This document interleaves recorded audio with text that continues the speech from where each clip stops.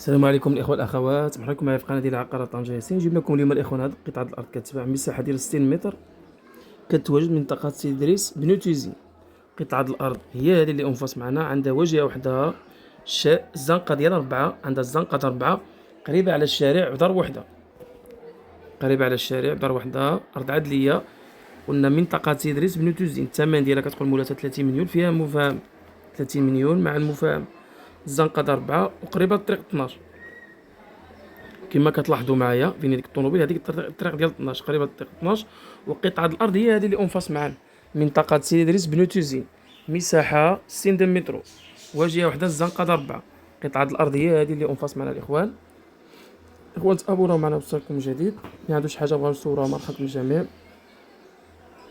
الارض يعني صحيحه، مولاتها شراتها من عند اصحاب مولي الارض الاصليين. والسلام عليكم ورحمه الله وبركاته.